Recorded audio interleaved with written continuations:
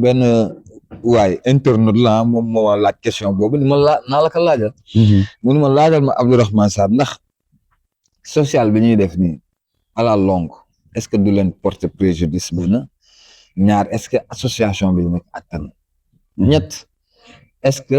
warul leen changer de paradigme c'est-à-dire waxuñu bu leen def social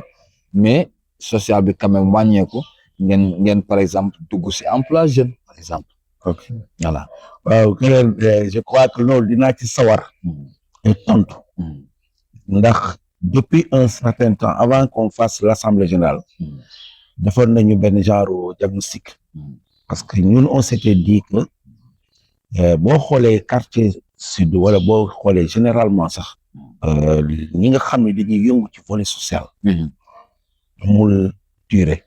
maanaam amul mucc association yi fi ñu bi yëpp même sud sax peut-être amoon na carence amul woon des associations comme ñun amoon na des ambitieux ñoo xam ne ñi ngi fi am ay idées am tout mais mënuñu woon asseoir dara mooy suñu maam yi rek ñoo ak suñu papa yi ñoo daan def social ci suuf daal mais génne ko nii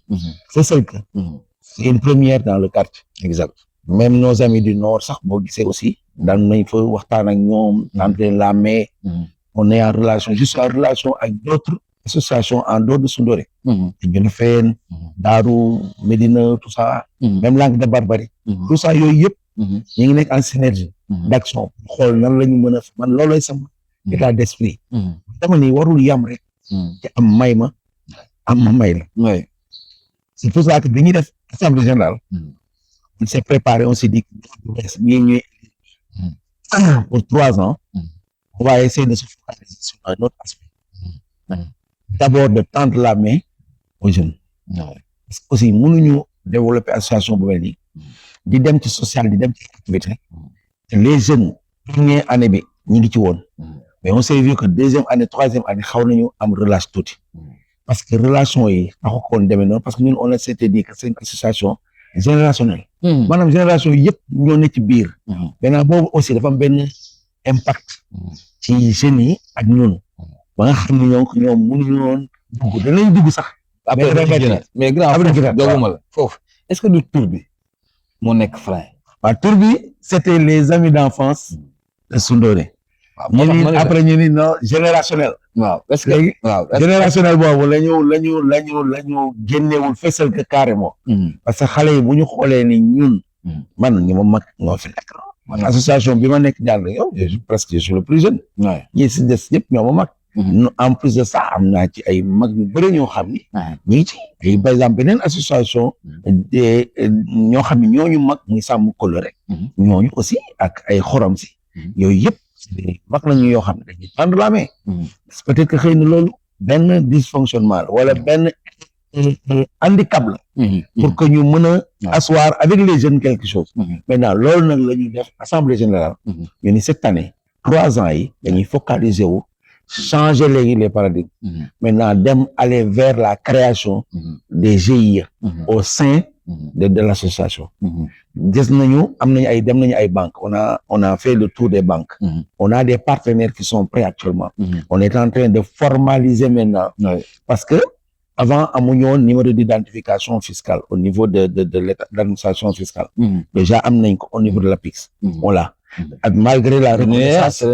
oui c'est l'INEA la reconnaissance juridique am nañ ko depuis yooyu yëpp finalisé nañ ko statut tout est finalisé les documents juridiques yëpp actuellement sont à jour il reste tout simplement de développer maintenant la stratégie qui permet en ce moment-là avec les femmes réunir nañ leen la commission féminine nee nañ leen maintenant dañuy teg ay GIE ay groupement accompagner leen on a localisé des terrains dans la zone peut-être xëy na on va dévoiler au fur et à mesure yooyu yëpp def nañ ko pour permettre aux jeunes d'aujourd'hui ñu mën a am ci lu ñu jàpp association bi bu lekkoon volontariat di ko financer déedéet c'est l'activité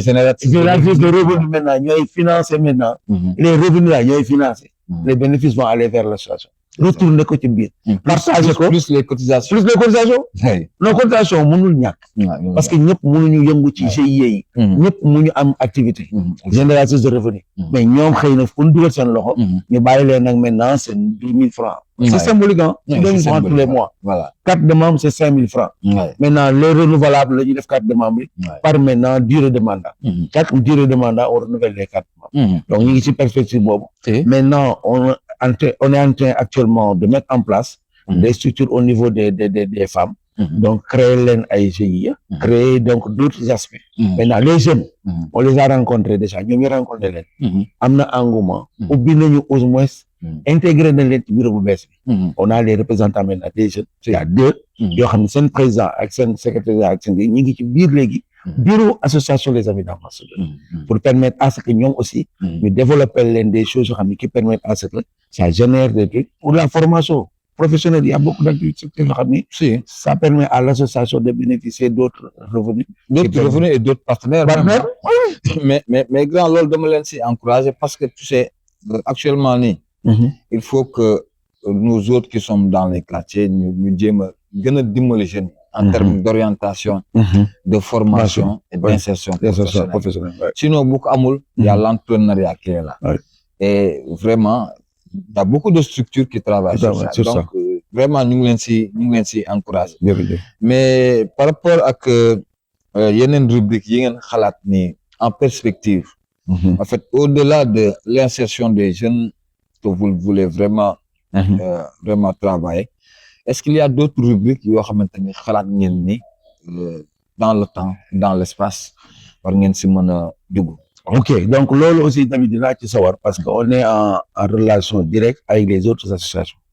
Par exemple, le Nord, ils ont maintenant installé l'ordre Sunuité. Donc, ils ont fait l'Assemblée générale. Donc, nous, Andron l'a mis depuis 2 ans, malgré qu'il n'y avait rien. Maintenant, il faut peut-être que particularité au Nord, pour asseoir quelque chose, c'était un peu difficile. Mais il y a la définitive, cette assemblée. Il y a le président Makhtar Bey, donc, on a rencontré la dernière fois avec l'équipe. Définitive ça. Ay gestes boobu amagul bureau amuñu dara dem lañ ba Nord def ay action yoo xam ne invité nañ leen may leen ay lalu hôpital def ay remise symbolique boobu association amoo maintenant Ndiolofène aussi ak seen association bi on est en relation Médina ou Langue de Barbarie tout ça yooyu yëpp on est en train de voir asseoir un réseau forme beneen réseau qui permet à ce que bañ a toog rek naan quartier sud association bi daal su doone il faut asseoir un réseau il faut aller vers d'abord d'avoir la maîtrise d'abord de la région parce que aussi on est des acteurs de développement il faut que bu ñu fàtte ni mais Saint-Louis aussi fi lañ dëkk fi lañu bokk les décideurs de tey war nañu mën a am beneen créneau wala beneen regard bu ñu war a mën a am sur les associations waruñu rek association yi mu nekk ay association yoo xam ni boo leen soxlaa rek woo leen boo waree am benn séminaire mobilisation mais non beneen vision beneen participation association yi war nañu am seen participation war nañu mën a am ay leur mot à dire ci dans la gestion actuellement des ressources de la cité loolu mooy waruñu toog rek di ñaan association lañu nañu séddale ceeb nañu séddale suukar nañu may ay garab nañu jënd ay ambulance nañu jënd ordonnance yooyu loolu dafa am fu mu yem ah oui association on continue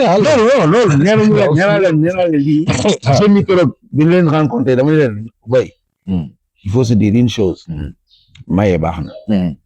dimbal baax na on va toujours continuer à le faire mais sous d'autres formes maintenant ñëw leen participer génne leen li ngeen am comme xam-xam yeneen association yi ñu fédéré ñu def benn engouement autour de l'essentiel dans le quartier ensuite maintenant au niveau de l'île au niveau de la Langue de Barbarie, au niveau de Sor. Ça englobe la ville de Saint-Louis, qui nous permet aussi la commune, pour que nous développions. Mais il y a une commune qui développe. Parce qu'on est trop attentifs. On est attentifs. Pour mon bakay jusqu'à quand je crois que perspective yi fi inshallah rabbi di ñaan yalla ci kanam rawu di met et puis on va essayer de développer tout ça inshallah tout à fait grand bi def naa ne loolu mooy yoon bu baax bi donc grand def naa ne lu douce nag bi xaju ci cin li dama lay jox nga joxe mot de la fin rek inshallah waa di d'abord rafetlu les perspectives par rapport à véhiculer ou développer des outils qui permettent de communiquer et de mieux communiquer. Parce qu'on communique bon, mais maintenant comment on communique? À qui communique? Alors aussi, et que je vois que yéen li ngeen di def nii dina gën a tax affaire bi gën a mën a feeñ exact et que perspective yi am et que aux volontés yi nit ñi aussi gën a sentir seen bopp ni y a quelque chose qui est là exact war nañu mën a développer suñu quartier buñ ca paree war nañu mën a développer environnement bi war nañu mën a lii war nañu mën a jàpp ci lii la mairie n'est pas seule l'État n'est pas seul les ministres ne sont pas seuls yooyu yëpp il faut la base bi si nga engouement boobu boo amee day neex a defar cité bi day neex a defar moi je gëm naa ni lii ngeen dugg ba yàlla indi aussi ngeen di véhiculer beneen forme de communication tendre la main d'autres personnes yoo xam ne xalaatuñu woon sax dina leen jox micro ñu wax vraiment il faut le saluer et que vraiment les amis d'enfance vont aller dans ce sens développer mandat de 3 ans bi on va aller vers la synergie des actions par rapport à d'autres associations je crois que loolu inchallah rabbi dinañ ci sawara loolu inchallah diaspora aussi est là ils sont prêts à accompagner d'autres synergies d'actions qui permettent en ce que nag Saint-Louis sax boobu gis si boppam que non pas ñu yem ci biir quartier yi rek biir Langue de Barbarie wala biir Lille wala biir sud voilà non mais yaatu quoi ina yaatu waaw yëfu Baye Fall inchallah en tout cas grand c'était vraiment un plaisir de vous avoir sur Alternative TV inchallah pour vous dire que vous serez toujours les bienvenus alhamdulillah voilà donc sur tout ce que vous faites on est là inchallah et on va vraiment continuer à accompagner la Inch'Allah. communication Inch'Allah. donc par ta voix aussi inchallah mu nuyu sama grand sama cousin Fablaye Ablaye Fall waaw xam nga infatigable waaw infatigable ñun nuyu ko wax dëgg yàlla Inch'Allah. à travers toi aussi tous les membres de l'association vraiment les amis d'enfance de Sundone yaa ngi ci biir ah waaw maa ngi si biir man ñu juddoo kenn génne ma si génn waaw kon di leen sant di leen gërëm di leen dig daje ci fan yi ak yeneen invité ci seen émission En Vogue merci